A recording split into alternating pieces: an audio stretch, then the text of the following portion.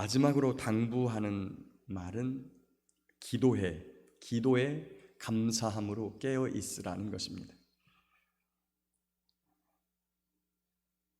저도 좀 제가 반성할 일이 있는데 하나님과 깊은 교제의 시간이 그렇게 길지 않다는 것을 반성합니다.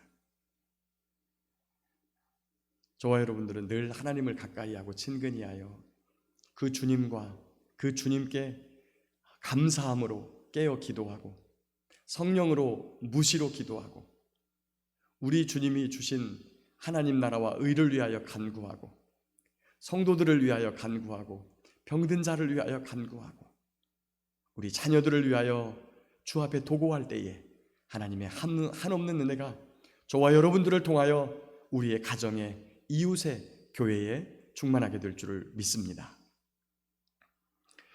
이 편지를 가지고 가시는 분이 두기고예요. 그러니까 두기고가 편지를 여러 통 가지고 간 것 같은데 에베소서, 그 다음에 골로새서, 그 다음에 여기에 보니까 라오디게아에도 보내는 편지가 한 통 있었던 것 같아요. 또 지금 함께 동행하는 사람이 9절에 보니까 오네시모인데 이 오네시모를 빌레몬의 집으로 돌려보내는, 그때 또 빌레몬서를 한 통 더 써가지고 보내죠. 그런데 사도 바울이 그들을 무엇라고 표현하는지를 한번 잠깐 보겠습니다. 두기고 7절에 보니까 사랑받는 형제, 신실한 일꾼, 주 안에서 함께 종된 자. 얼마나 멋진 말입니까? 하나님께서 우리를 무엇라고 표현하냐면 바울 서신에서 하나님의 동역자. 어찌 감히 우리 같은 자가 하나님의 동역자. 그 다음에 9절에 오네시모에 대해서는 신실하고 사랑을 받는 형제 오네시모. 여러분, 오네시모가 누굽니까? 이 골로새 지역의 빌레몬의 집에서 도망쳐 나온 노예인데 그를 어떻게 표현하냐면 신실하고 사랑을 받는 형제 오네시모. 심지어 오네시모를 아들이라고까지 표현합니다.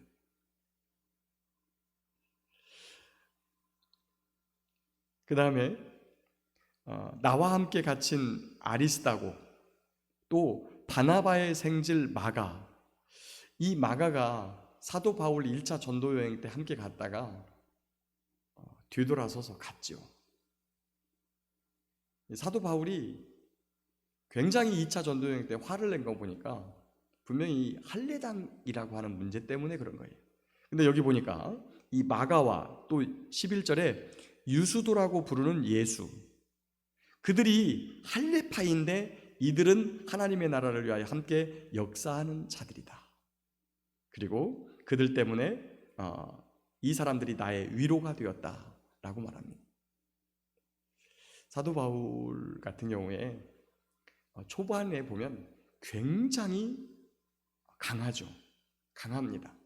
갈라디아서 보면 이거 할례파?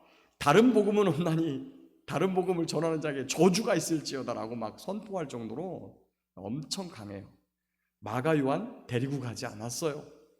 그런데 지금 어떻게 됩니까? 거의 이제 20여 년이 지난 이때 다 많이 가다듬어졌죠. 사도 바울이 보면 유대인에게는 유대인처럼, 할례를 받은 사람에게는 할례 받은 자처럼, 할례 없는 자에게는 할례 없는 자처럼, 이방인에게는 이방인처럼. 여러분, 자기가 가진 어떤 주관을 일관성 있게 표출하는 사람이 아니라 그 사람에게 예수 그리스도가 전해지면, 심지어 로마 감옥에 갇혀 있을 때 이 할례당 비슷한 바리새파이면서 예수 믿은 사람 비슷한 사람들이 막 사도 바울을 시기해서 막 복음을 전하고 있을 때 그가 이렇게 하든 저렇게 하든 전해지는 것은 그리스도니, 모든 사람에게 복음의 빚진 자로서의 삶을 살아가면서 내가 가진 기준이, 내가 가진 가치관이 기준이 아니라 예수 그리스도를 믿는 믿음이 정확한 기준이 되어서 이것을 위해서라면 내가 어떠한 경우에 처해도 나는 상관없다라고 말하는 그분. 세례 요한도 그랬죠. 그는 흥하여야 하겠고 나는 쇠하여야 하리라. 예수 그리스도가 높아지고 하나님의 나라가 확장되는 일이라면 내가 가진 가치관, 기준, 이게 무슨 소용이란 말입니까? 저와 여러분도 이런 성숙한 그리스도인이 되어 하나님 나라를 위하여 애쓰고 힘쓰는 귀한 종들이 다 되기를 간절히 바라고 소망합니다. 계속해서 봅니다. 12절에도 보면 에바브라, 너희에게서 온 에바브라, 이 에바브라를 통해서 골로새 교회의 소식을 듣게 됐죠. 12절에 보면 그리스도 예수의 종인 에바브라가 너희에게 문안하니라. 그가 너희를 위하여 기도하고 하나님의 모든 뜻 가운데서 완전하고 확신이 계속기를 구하고 또 너희와 라오디게아에 있는 자들과 히에라볼리아에 있는 자들을 위하여 많이 수고한 것을 내가 증언한다.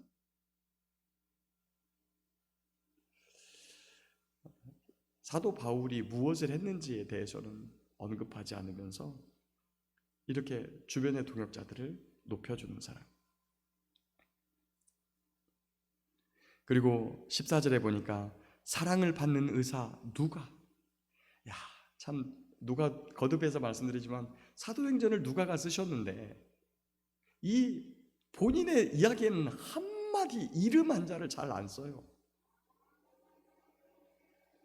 그런데 이런 누가를 많은 성도들이, 아시아에 있는 많은 교회의 성도들이 사랑했을 것이라고 분명히 확신합니다. 그리고 또 데마, 그리고 눈바, 여러 교회들에게 안부를 전합니다. 17절에 나오는 아키포라고 하는 인물이 있는데 요거는 이제 이 다음에 살펴볼 이 빌레몬서, 빌레몬의 아들이에요. 당시에 근데 이 아키포가 굉장히 하나님 믿음도 좋고 하나님에 대한 믿음도 좋고 또 성령의 은사가 있었던 것 같아요. 그래서 아마 사역자로 세우기 위하여 사도 바울이 애쓴 인물로 보여집니다. 사랑하는 성도 여러분, 저와 여러분들이 이 땅을 살아갈 때 누구와 무슨 말을 하고 어떤 일을 동역하며 살아갈지 잘 생각해 봐야 되겠죠. 여기에 있는 분들의 이 이름과 그리고 사도 바울이 이렇게 칭찬했던 부분은 단순히 이것이 인간의 칭찬이 아니라 성령의 감동을 받은 하나님의 사람을 통한 하나님의 칭찬인 줄 믿습니다. 저와 여러분도 이 땅을 살아가면서 어렵고 힘든 삶을 살아가죠. 여기서 쉬운 삶을 살아갔던 분은 아무도 없었을 거예요. 그럼에도 불구하고 복음 때문에 힘쓰고 있었던 그들의 삶을 우리가 압니다. 무엇이 준비가 되어 있을까요? 첫 번째는 생명의 면류관이 준비되어 있을 것이고 또 하나님께서 영원한 세상에서 영원토록 누릴 복락과 상급이 분명히 준비되어져 있을 것입니다. 복음 때문에 아프십니까? 내가 자존심을 좀 누그러뜨리는 것 때문에 가슴이 좀 달달하십니까? 좀 예수 믿는 사람으로 좀 어떻게 좀 흉내라도 내보고 살아가려고 하니까 여러 가지 포기할 것들이 너무 많지요. 내 이익 챙기지 말아야 되고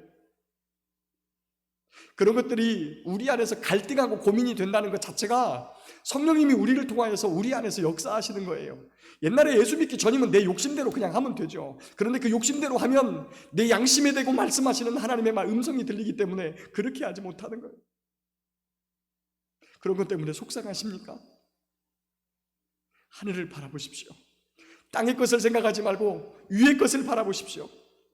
그분이 우리를 위해 준비해 두신 칭찬과 생명의 면류관을 소망하십시오. 그러면 이 땅의 것들, 내 자존심 잠깐 상하는 것들 아무것도 아닙니다. 혹시나 마음이 밋밋해져서 처음 예수 믿을 때는 정말 뜨거웠었는데 그것이 어느덧 사라지고 말한 그런 심령이 있다면 다시 한번 주님, 내가 그 첫사랑을 회복하고 주 앞에 내 마음 가다듬기를 원합니다라고 힘있게 나아가는 저와 여러분들 되시길 소망합니다. 말씀을 정리하겠습니다. 골로새 교회는 에바브라에 의해서 개척되고 그리고 가르침을 받았던 교회인데 어느덧 할례를 그리고 율법을 강조하고 육신의 모양을 내려고 하는 자들의 이런 가르침에 혹해가지고 교회가 연합되지 못하는 모습을 보이고 있었습니다. 그들에게 강조한 것은 딱 한 가지입니다.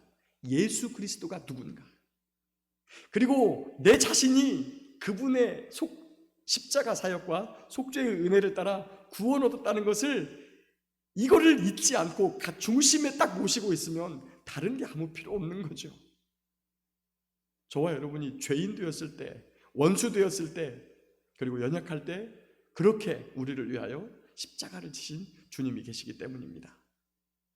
그러므로 그분이 계신 위를 바라보면서 땅에 있는 지체를 죽이고 그리고 하나님을 닮은, 우리 예수님의 형상을 닮은 거룩한 사람, 온유한 사람, 긍휼과 자비가 풍성한 사람, 사랑하는 사람, 용서하는 삶을 이 땅에서 살아내야 되는 것입니다.